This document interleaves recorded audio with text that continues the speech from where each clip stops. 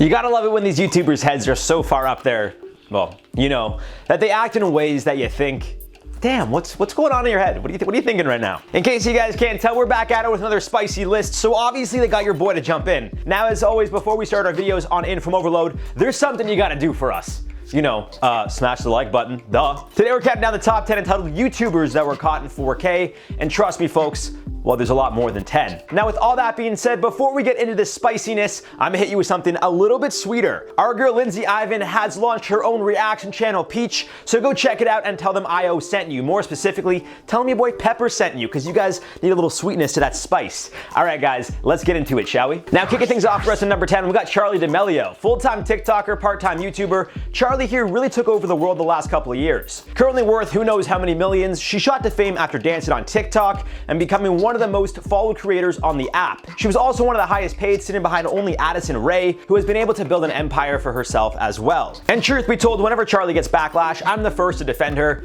because as I tend to remind everyone, she's 16. Like, she's a kid still. So when she does things that 16-year-olds do, we shouldn't all react as if she's an adult. That being said, complaining about your followers seems a little entitled. I don't think it was malicious, nor do I think Charli isn't appreciative of her fans. I just think she was caught up in 16-year-old things at the time. While having dinner with her family and James Charles during a D'Amelio family segment, I guess, I don't know, who knows, like an episode where they have dinners. Regardless, Charli joked, speaking about her 95 million followers. I quote her saying, "I wish I had more time.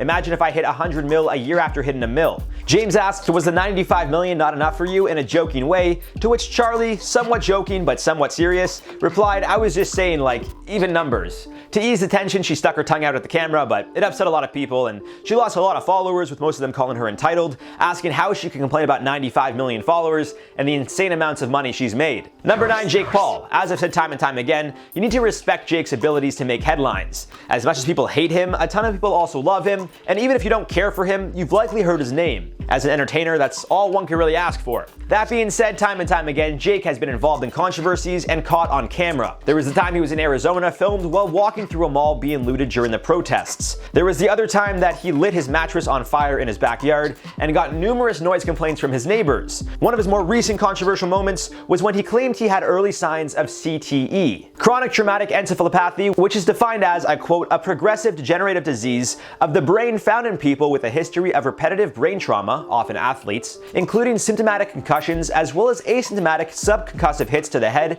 that do not cause symptoms. You can only determine if a brain has CTE damage after one has died." And Jake quickly retracted his statement after realizing that, saying he misspoke shortly after getting heat from the sports world. Number 8, we got EDP445. Real name Bryant Moreland, this YouTuber who is known to be a huge Eagles fan recently got set up and caught doing something absolutely disgusting. Normally I get jacked up about the birds, but this situation is just so gross I really can't. For those of you unaware, Moreland was recently set up and caught trying to meet someone he shouldn't be meeting. Another YouTuber, Alex Rosen, who ran the account Chet Goldstein, pretended to be a 13-year-old named Sophie and interacted with Moreland via Instagram. Moreland is now being accused of sending Rosen's alias, Sophie, explicit messages and was actually caught on camera trying to meet her. The meetup saw Moreland get called out by Rosen and his camera crew, to which he denied everything. As of now, both of their YouTube channels have been removed, likely due to the fact that there may be an investigation underway. I can't confirm that just yet, but we have to wait and see. On to number 7, Austin McBroom. Over all the years and controversies or negative headlines Austin has made,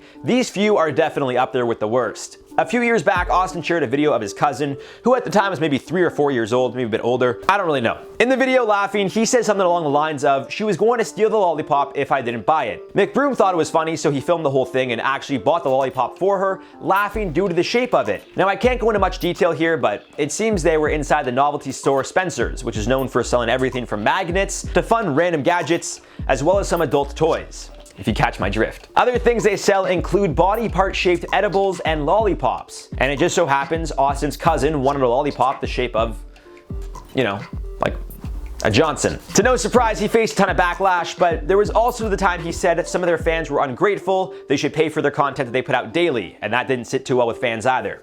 Yikes. Moving on to number 6, we got David Dobrik. David has been involved in controversies for the last few months now, losing sponsorships, monetization abilities on his YouTube channels, and tons of friends as well as followers. With the majority of the accusations being caught on tape due to David's vlogs, and a lot of them being posted on his channel, it seems he actually caught himself in 4K. Of course, there were the pranks and skits, as they referred to them, involving Seth Francois, which he felt were racially motivated and insensitive. There's the entire situation with Dirty Dom, in which women were fed alcohol in hopes of getting them to do things, and most recently the Jeff Wittick situation, in which we've been learning more and more day by day involving his accident at the hands of David. Not to say that David ever intended to purposely hurt Jeff, I genuinely don't think he did, it was obviously an accident. However, now that Jeff is starting to come clean about the entire situation, well, people are starting to see the whole picture. Halfway now at 5, we got RiskyRob TV. Our boy Rob here is one of those prank or social media social experiment guys. And funny enough, while filming a fake gold digger social experiment, Rob got exposed by the actor he hired. Miami actor and model Vivian Rubio was hired to play a gold digger in one of Rob's videos,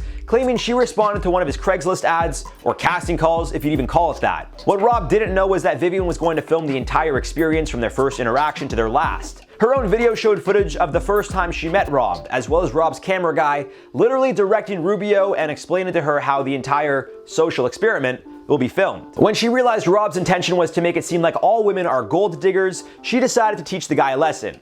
And boy, was he taught one. Number 4, we got Zoella. I know this is some old news, but we can't deny the fact that it happened. For those of you that don't remember, Zoella released her debut book called Girl Online back in 2014. And when I tell you people were more jacked up about this book than I get about science, it was wild, because I get jacked about science. I get excited. I'm getting excited right now. It became one of the fastest selling debut novels, but shortly after the hoopla, it turned out she wasn't fully responsible for the book. Truth be told, she had a ghostwriter, which Zoe would eventually even admit to, but it seems she still had a large part in writing the book. That being said, some of her fans and just trolls online really took it to her, leading to Zoe literally taking a break from the platform altogether for a little bit. She's since returned and, as we know, has gone on to build quite a large brand for herself. However, when this did go down, it was quite the controversy. People not only went after Zoe, but the ghostwriter as well, Siobhan Curham, who told The Guardian at the time, I quote, "I did not invite any of this attention upon myself. I'm not remotely interested in cashing in on someone else's fame." Now at number 3, Adam Saleh. The YouTuber who's still going strong has been in this game for quite some time, and over the years, his content has changed from pranks to vlogs to social experiments, but more or less, they've kind of stayed within that realm. And back in December of 2016, Adam took to YouTube exposing Delta Airlines